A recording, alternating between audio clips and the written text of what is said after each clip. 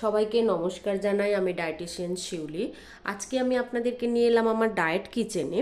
আজকে যে মানে ব্রেকফাস্ট একটা রেসিপি করে দেখাবো, এটা বেসিক্যালি ফর ওয়েট লস।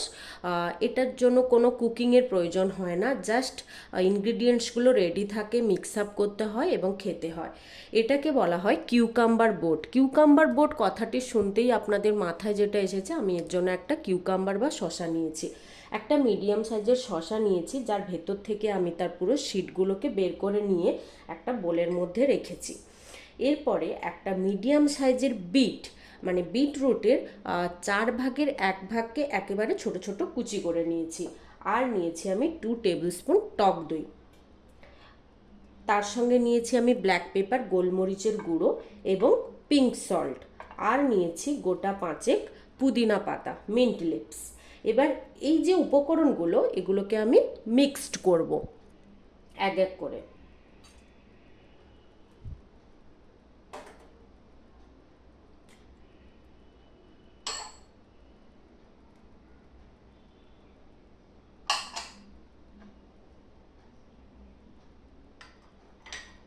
এবারে আমি পিঙ্ক সল্টটা দিয়ে দিলাম।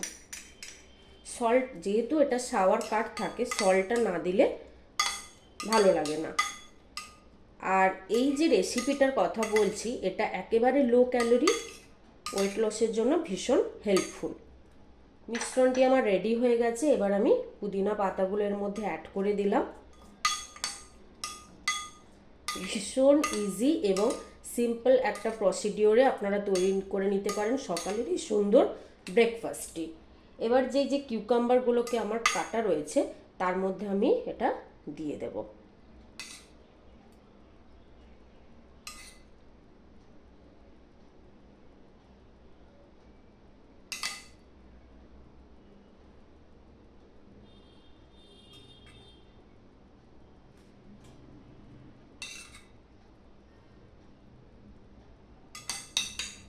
দারুণ ফ্লেভার এসছে।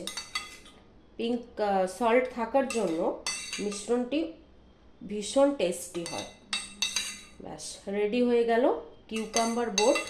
তাই সকালে খুব তাড়াতাড়ি থাকলে ব্রেকফাস্টে আপনারা এটা ইজিলি নিতে পারেন, যা আপনাদের ওয়েট লসের জন্য ভীষণ হেল্পফুল।